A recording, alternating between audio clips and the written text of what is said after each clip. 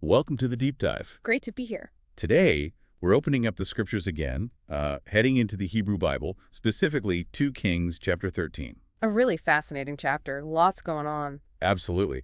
Our plan is to really, dig into this ancient text, understand what happened, why it mattered then, and maybe what we can glean from it today. Sounds good. We're looking at the northern kingdom, Israel, during a pretty rough patch. We've got King Jehoaz, then his son Jehoash. And it also catches the very end of the prophet Elisha's life.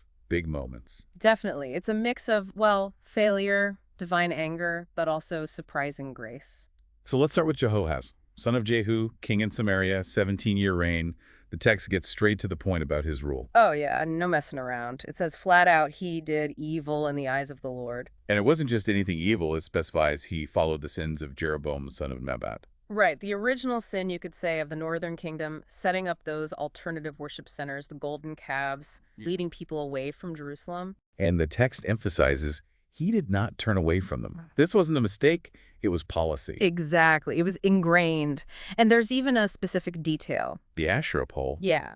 Also, the Asherah pole remains standing in Samaria, a clear symbol of pagan influence right there in the capital, still standing. And the Bible draws a direct line from this behavior to Israel's suffering. It does. So the Lord's anger burned against Israel. And the result? Oppression. Serious oppression under Hazael, king of Aram, and his son Ben-Hadad. For a long time, it says. Yeah. You have to imagine the constant pressure, the fear. Absolutely. Life must have been incredibly difficult. But then Jehoahaz does something. Well, interesting. He prays. Basically, yes. Then Jehoahaz sought the Lord's favor. He reached out. Which is kind of surprising given his record. And even more surprising. The Lord listened. Yeah. And the reason given is quite moving, actually. It says God saw how severely the king of Aram was oppressing Israel. So maybe less about the king's perfect repentance and more about God's compassion for the people's suffering. That seems to be the implication. God sees their pain, even with flawed leadership. And this leads to a change. A temporary one. The Lord provided a deliverer for Israel.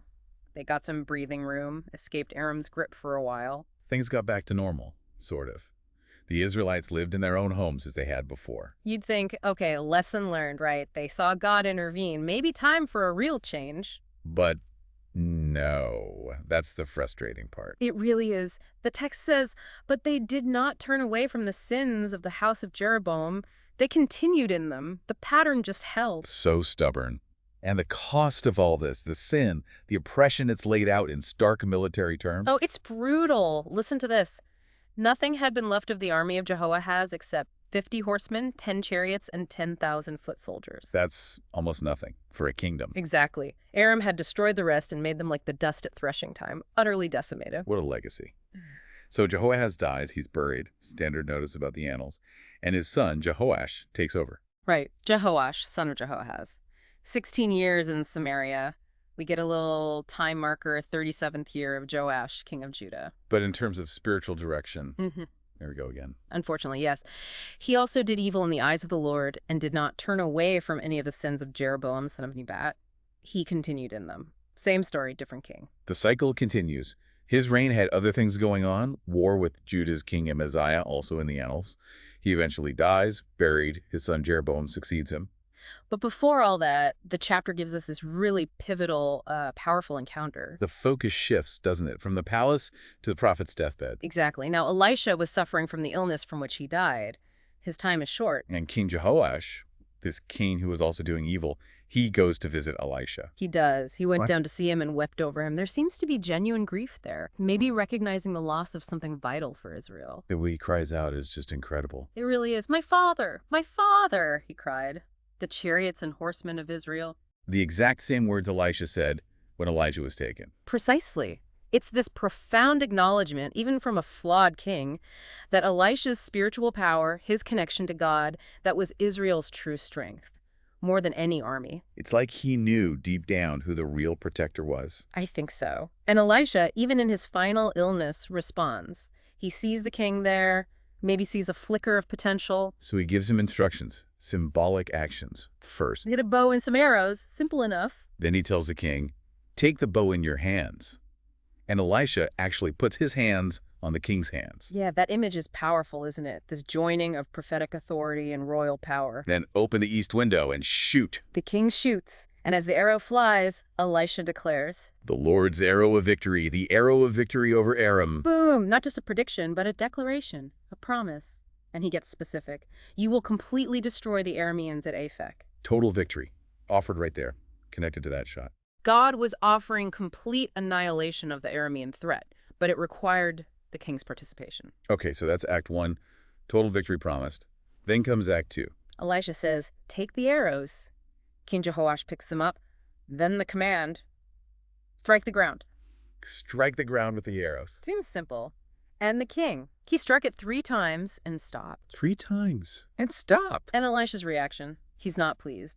The text says, the man of God was angry with him. Angry? Why angry? Because 3 times wasn't enough. Elisha spells it out. You should have struck the ground 5 or 6 times. Then you would have defeated Aram and completely destroyed it. Wow. But now you will defeat it only 3 times. So the number of strikes directly corresponded to the level of victory. Exactly. The potential for complete victory, the 5 or 6 times victory was Right. offered. But the king's action, his, half-heartedness, his lack of persistence, it limited the outcome. He stopped short. And so the victory stopped short. It's such a stark illustration, isn't it? God provides the power, the opportunity, but the fullness of the blessing seems linked to the fullness of our response, our willingness to keep striking. It's a sobering thought. Okay, so after this intense moment, Elisha dies. He's buried. But the chapter isn't quite done with miracles. Not by a long shot. There's this almost bizarre postscript miracle. The setting is Moabite raiders making trouble every spring. A regular threat. Okay, so some Israelites are burying a man. And suddenly they spot these raiders coming, panic stations. What do? They just toss the body into the nearest tomb, which happens to be. Elisha's tomb. They literally threw the man's body into Elisha's tomb. And that When the body touched Elisha's bones, the man came to life and stood up on his feet. what?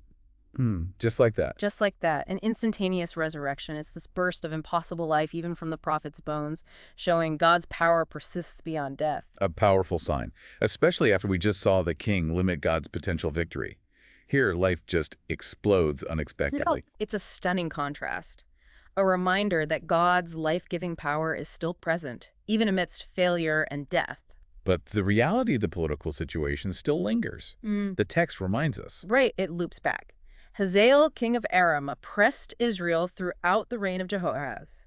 That long oppression under the previous king is reiterated. But then there's this crucial but. Yes, but the Lord was gracious to them and had compassion and showed concern for them. Why? Not because they suddenly got righteous. No, it says because of his covenant with Abraham, Isaac, and Jacob. Exactly. It all comes back to God's foundational promises. His faithfulness wasn't dependent on Israel's moment-by-moment obedience. It was anchored in his own character and his ancient covenant. So despite their continued sin, God didn't wipe them out. He wouldn't. The text says, to this day he has been unwilling to destroy them or banish them from his presence. Their continued existence was purely down to God's grace and his commitment to his own word. Then the political scene changes again. Hazael of Aram dies. And his son, Ben-Hadad, takes over. This is the opening Jehoash needed. The one Elisha prophesied about. Precisely. And Jehoash does act. Then Jehoash, son of Jehoahaz, recaptured from Ben-Hadad, son of Hazael, the towns he had taken in battle from his father Jehoahaz. He gets back territory Israel had lost. He has military success against Aram. Yes, he does. But notice the final detail? The clincher. 3 times Jehoash defeated him, and so he recovered the Israelite towns. 3 times, just as Elisha said. Not 5 or 6 victories leading to complete destruction, 3 victories, corresponding exactly to the 3 strikes on the ground. The prophecy fulfilled, but in its limited form, because of the king's limited action.